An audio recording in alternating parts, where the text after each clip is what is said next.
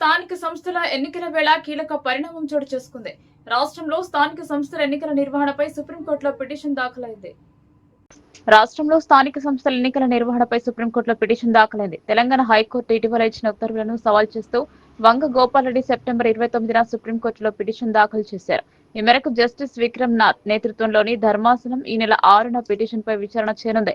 మరోవైపు election commission ఇప్పటికే MPTC, ZPTC, గ్రామ పంచాయతీ ఎన్నికలకు సంబంధించిన షెడ్యూల్ ను ప్రకటించిన విషయం తెలిసిందే. ఈ క్రమంలో అక్టోబర్ 6న ఏం జరగబోతుంది అన్న ప్రశ్న ఉత్పన్నమైంది. తెలంగాణలో స్థానిక సంస్థల ఎన్నికలకు నగారం మోగిన విషయం తెలిసిందే. ఎంపీటీసీ, జెడ్పీటీసీ, గ్రామ పంచాయతీ ఎన్నికలకు సంబంధించిన షెడ్యూల్ ను అధికారులు ఇప్పటికే ప్రకటించారు. తెలంగాణలో ఈ ఎన్నికలను మొత్తం 5 దశల్లో నిర్వహించనున్నారు అధికారులు. తొలుత ఎంపీటీసీ, జెడ్పీటీసీ ఎన్నికలు జరగనున్నాయి. ఆ తర్వాత గ్రామ పంచాయతీ ఎన్నికలను నిర్వహించడానికి ఎన్నికల కమిషన్ సిద్ధమైంది. ఈ క్రమంలో స్థానిక ఎన్నికల్లో బీసీలకు 42% రిజర్వేషన్లు ఇస్తూ తెలంగాణ సర్కార్ తీసుకున్న నిర్ణయాన్ని సవాల్ చేస్తూ గోపాల్ రెడ్డి అనే వ్యక్తి సుప్రీంకోర్టులో పిటిషన్ దాఖలు చేశారు. ఈ పిటిషన్ పై జస్టిస్ విక్రమ్ నాథ్ నేతృత్వంలోని సుప్రీంకోర్టు ధర్మాసనం ఈ నెల 6న విచారణ చేపట్టనుంది. మరోవైపు రాష్ట్రంలో స్థానిక సంస్థల ఎన్నికల రిజర్వేషన్లను పెంచుతూ తెలంగాణ ప్రభుత్వం తీసుకువచ్చిన చట్టం ప్రస్తుతం గవర్నర్ వద్ద పెండింగ్ లో ఉన్న విషయం తెలిసిందే. ఈ క్రమంలో దీంతో ప్రభుత్వం విడుదల చేసిన జీవో చెల్లదని చర్చ జరుగుతుంది. దీంతో ఎన్నికలు జరుగుతాయా లేదా అన్న ఆందోళన ఆశావాహుల్లో వ్యక్తమవుతుంది. ప్రజలకు ఇచ్చిన ప్రతి హామీని నెరవేర్చి వారి సంక్షేమమే లక్ష్యంగా పాలన సాగిస్తామని ఆంధ్రప్రదేశ్ శాసన సభాపతి చింతకాయల అయ్యన్న పాత్రుడు స్పష్టం చేశారు. ఎన్నికల సమయంలో ఇచ్చిన సూపర్ 6 హామీల అమలులో భాగంగా ఆటో డ్రైవర్లకు ఆర్థిక భరోసా కల్పించే కార్యక్రమానికి శ్రీకారం చుట్టినట్లు ఆయన తెలిపారు. ఈ సందర్భంగా తాడేపల్లిలో ఆటో డ్రైవర్లతో కలిసి పాత్రల రమేష్ వారి కష్ట సుఖాలను అడిగి తెలుసుకుని కూటమి ప్రభుత్వం పేదలకు అండగా నిలుస్తుందని, చంద్రబాబు పేదల కోసం అనేక సంక్షేమ పథకాలు ప్రవేశపెట్టి అమలు చేశారని ఆయన వివరించారు. ఈ సందర్భంగా ఈ పథకాన్ని రాష్ట్ర ముఖ్యమంత్రి నారా చంద్రబాబు నాయుడు లాంఛనంగా ప్రారంభించి ఆటో డ్రైవర్లకు 15,000 రూపాయలు వారి ఖాతాలు జమ చేసినట్టు ఆయన తెలిపారు. ఇది మంచి ప్రభుత్వమని, ఎన్నికల ముందు ప్రజలకు ఏమి హామీలు ఇచ్చారో అవన్నీ కూడా నెరవేరుతున్నాయని ఆయన తెలిపారు. ఆటో డ్రైవర్ల సేవలో పథకం కింద 2,90,669 మంది ఆటో డ్రైవర్ల ఖాతాల్లోకి 436 కోట్ల రూపాయలను జమ చేస్తుందని, కూటమి ప్రభుత్వం ఒక్కో డ్రైవర్ కు ఏడాదికి 15,000 రూపాయలు ఆర్థిక సహాయం ఈ పథకం కింద ఇచ్చినట్టు ఆయన తెలిపారు. ఆటో డ్రైవర్లు రాష్ట్ర వ్యాప్తంగా పండుగ వాతావరణంలో బాణసంచతో సంబరాలు చేసుకున్నారని, మరికొందరు చంద్రబాబుకు జయజయలు, సీఎం జిందాబాద్ అంటూ నినాదాలు చేసి ర్యాలీలు జరిపారని ఆయన తెలిపారు. ఆటో డ్రైవర్ల సేవలో పథకాన్ని చంద్రబాబు నాయుడు ప్రారంభించడంతో ఆటో డ్రైవర్లకు ఆనందంతో చంద్రబాబు చిత్రపటానికి పాలాభిషేకాలు చేశారని ఆయన తెలిపారు. ఈ సందర్భంగా ఆటో డ్రైవర్లకు కూటమి ప్రభుత్వం చంద్రబాబు నాయుడు చొరవతో 15,000 రూపాయలు ఆర్థిక సాయం అందజేయడం పట్ల తెలుగుదేశం పార్టీ రాష్ట్ర అధికార ప్రతినిధి పాత్రల రమేష్ హర్షం వ్యక్తం చేశారు. కౌశిక్ రెడ్డి సిజోఫ్రెనియా అనే మానసిక జబ్బుతో బాధపడుతున్నాడని, వెంటనే కౌశిక్ రెడ్డిని దవాఖానలో చూపించాలని వారి కుటుంబ సభ్యులను కోరారు. హుజురాబాద్ కాంగ్రెస్ పార్టీ నియోజకవర్గ ఇన్ఛార్జ్ పొడితిల ప్రణవ్ అన్నారు. అనంతరం పార్టీ కార్యాలయంలో మీడియా సమావేశాన్ని నిర్వహించారు. వారు మాట్లాడుతూ స్కూల్ పిల్లాడి కంటే చిన్నవాడిలాగా కౌశిక్ రెడ్డి మాట్లాడుతున్నాడని, తెలంగాణ రాష్ట్ర ప్రయోజనాలు, రాష్ట్ర అభివృద్ధి, రాష్ట్రానికి రావాల్సిన నిధుల కోసం కేంద్ర ప్రభుత్వాన్ని కలుస్తామని స్వయంగా ముఖ్యమంత్రి చెప్పారని, ఆధారాలు లేకుండా ఆరోపణలు చేసే కౌశిక్ రెడ్డి దమ్ముంటే ఆధారాలు చూపెట్టాలని అన్నారు. ఉపరాష్ట్రపతి ఎన్నికల్లో బీఆర్ఎస్ పార్టీ ఎందుకు ఓటు వేయలేదో చెప్పాలని, ఒక తెలుగువాడిగా ఉపరాష్ట్రపతి ఎన్నికల్లో మద్దతు ఇవ్వాల్సింది పోయి అసలు ఎన్నికకే దూరంగా ఉండి రాజకీయాలు చేయడం చూస్తుంటే బీఆర్ఎస్ నాయకులు ఎంత అక్కసుతో ఉన్నారో అర్థమవుతుందని అన్నారు. అవినీతి గురించి, స్కామ్ల గురించి బీఆర్ఎస్ నాయకులు ఆర్ఎస్ ప్రవీణ్, కవితని చెప్పారని, హుజురాబాద్ లో 2 ఏళ్లు ఎమ్మెల్సీగా ఉండి ఒక్క కమిటీ వేయకుండా కార్యకర్తలను ఇబ్బంది పెట్టిన కౌశిక్ రెడ్డి ఇప్పుడు కాంగ్రెస్ ప్రభుత్వం గురించి మాట్లాడడం సిగ్గుచేటని, తమ అధికారంలోకి వచ్చిన తర్వాత వ్యవసాయ, ఆలయాల పార్టీ కమిటీలను నియమించామని, ఇది కౌశిక్ రెడ్డికి మాకున్న తేడా అని అన్నారు. ప్రెస్ మిత్రులందరికీ నమస్కారం. నిన్న హుజురాబాద్ ఎమ్మెల్యే పాడి కౌశిక్ రెడ్డి, మా సూసైడ్ స్టార్, హైదరాబాద్ లో తెలంగాణ భవన్ లో ఒక ప్రెస్ మీట్ పెట్టిండు. ఆ ప్రెస్ మీట్ లా అతను చెప్పిన అంశాలు ప్రెస్ మిత్రులు కాక స్కూల్ పోయే 1వ తరగతి పిల్లోడు కూడా అది వింటే అసలు ఇతనికి ఏమైనా బుద్ధి ఉందా, అసలు ఎమ్మెల్యే మాట్లాడాల్సిన మాటలేనా, పరిజ్ఞానం ఉందా, ఏం మాట్లాడుతున్నాడు అనే ఒక విధంగా అతని ప్రెస్ మీట్ లో మాట్లాడడం జరిగింది. నేను ఒక విజ్ఞప్తి చేస్తున్నా, రిక్వెస్ట్ చేస్తున్నా, ఎందుకంటే వారిని ఒకసారి డాక్టర్ని చూపించుకుంటే మంచిది. ఎమ్మెల్యే బాధ్యతగా మాట్లాడతాడా ఏందని చూస్తున్నాం మేము. కానీ ఏ ఒక్కసారి కూడా అతను మాట్లాడే తీరు కానీ, ప్రవర్తన కానివ్వండి, బాడీ లాంగ్వేజ్ కానివ్వండి, అతను చేసే చేష్టలు కానివ్వండి, ఏ ఒక్కటి ఒక ఎమ్మెల్యే స్థాయి, ఒక లీడర్ స్థాయి వేషాలు చేస్తలేడు. డాక్టర్ కి, సైకాట్రిస్ట్ కి కాల్ ఇస్తే నా పేరు కూడా ఎవరు కలిసిందో నేను పబ్లిక్ లా చెప్పా, డాక్టర్ పేరు కూడా చెప్తా. ఎవరైతే సిజోఫేర్నియా అనే డిసార్డర్ ఉందనేదో ఒకసారి చూపించుకుంటే బెటర్ అని నేను వారి మీ ద్వారా వాళ్ళ కుటుంబ సభ్యులు కూడా నేను తెలియజేస్తున్నాను. వచ్చిన తర్వాత కార్పొరేషన్లు నింపినాం, మార్కెట్ కమిటీలు మేము వేసినాం. హుజురాబాద్లో 3 మార్కెట్లు వేసినాం, దాదాపు సంవత్సరం కావస్తుంది. 2 టెంపుల్ వేసినాం, ఇల్లంతకుంట టెంపుల్ వేసినాం, హుజురాబాద్ టెంపుల్ వేసినాం. ఇప్పుడు దువ్వమల్లన స్వామి టెంపుల్ జమ్మికుంటలో ఏదైతే ఉందో దాని నోటిఫికేషన్ వచ్చింది, రేపో మాపో అది కూడా ఆర్డర్ వెళ్తుంది. మా కార్యకర్తలని ఎట్లా చూసుకోవాలో ఏం చేయాలో మా పిసిసి గారికి కానీ సీఎం గారికి కానివ్వండి మా పార్టీకి బాగా తెలుసు. ఫస్ట్ నీ సంగతి నువ్వు చూసుకో, మీ పార్టీ సంగతి నువ్వు ఆలోచించు కౌశిక్ రెడ్డి. మీ సొంత మీ బాసు కూతురే మీ నిజాలు చెప్పింది కాళేశ్వరం అవినీతి పైన, బీజేపీ బీఆర్ఎస్ అలయన్స్ పైన. ఫస్ట్ మీ పార్టీ సంగతి చూసుకొని మాట్లాడితే బాగుంటుంది అని చెప్పి ఒకసారి నేను తెలియజేస్తూ, మరి ఇట్లాంటి పిచ్చి పిచ్చి మాటలు ఇంకోసారి మాట్లాడితే మేము లాస్ట్ టైం కూడా చెప్పినాం, మా కార్యకర్తలు ప్రజలే నిన్ను ఊర్లో తిరగనియరు. ఏం పిచ్చి ప్రశ్న. ఓటింగ్ వైస్ ప్రెసిడెంట్ ఓటింగ్ ఉన్నప్పుడు మొత్తం భారతదేశంలో ఆ రోజు ఉన్న ఎంపీలు మంత్రులు అంటే యూనియన్ క్యాబినెట్ అంతా ఢిల్లీలో ఉంటారు. అపాయింట్మెంట్ ఇచ్చిండ్రు, పోయి బాధాప్తా మా ముఖ్యమంత్రి గారు అన్నారు 100 సార్లు కాదు 1000 సార్లు నేను పోతా, తెలంగాణ రాష్ట్రానికి నిధులు కావడానికి డెవలప్మెంట్కి ముఖ్యమంత్రిని కలుస్తా, అధికారులను కలుస్తా, మినిస్టర్లను కలుస్తా అని చెప్పి బాధాప్తా మా ముఖ్యమంత్రి గారు 100 సార్లు ఇచ్చిన. బీజేపీ అయితే అది సెంట్రల్ గవర్నమెంట్ అది. సో ఖచ్చితంగా వాళ్ళు నిధులు ఇవ్వాల్సిందే కదా, అడగాలి కదా మనము. సో పోయినరు, దానికి ఎందుకు కలిసి ఓటేసి చెప్పి ఇవన్నీ మాటలు. దానికి కలిస్తే ఏంది బీజేపీకి ఓటేసినట్టు అదే కన్ఫర్మ్ చేసుకుంటాం.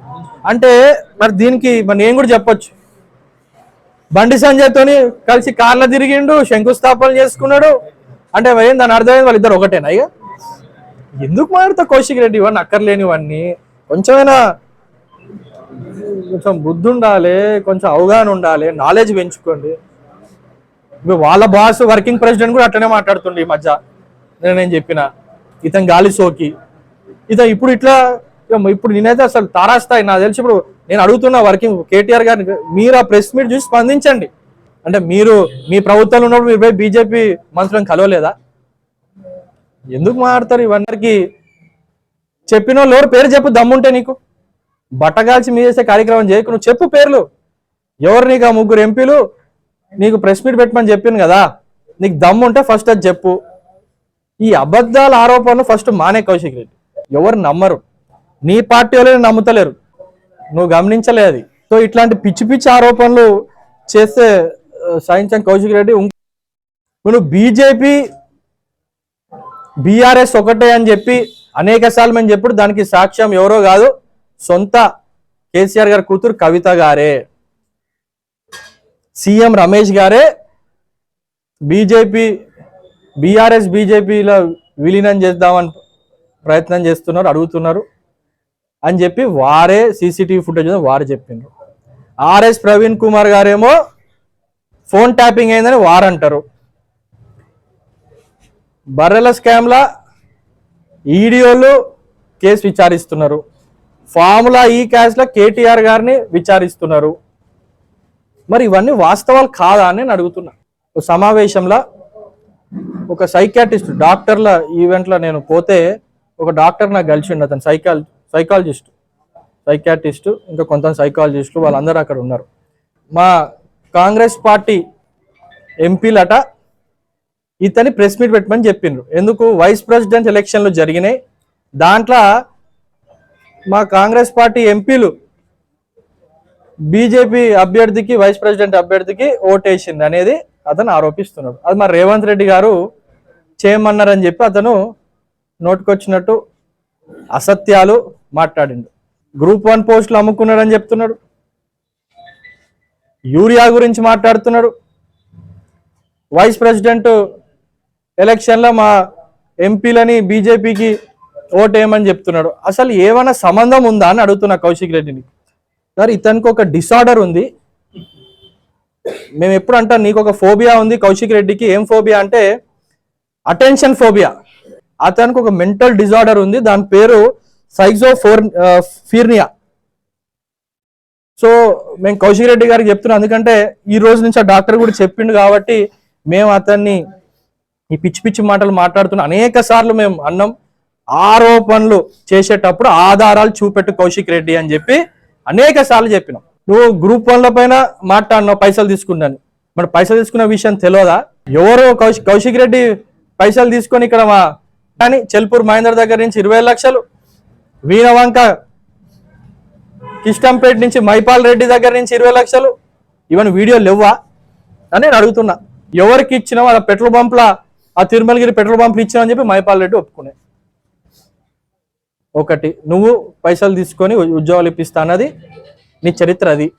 2, వ్యాపారులని బెదిరిస్తే వాళ్ళ భార్య నీ పైన కేసు పెట్టింది. నీకు ఇప్పుడు మేము సీరియస్గా మీకు వార్నింగ్ ఇస్తున్నాం. ఇప్పటికైనా ముఖ్యమంత్రి గారి పైన నువ్వు అవాకులు చవాకులు మానుకో.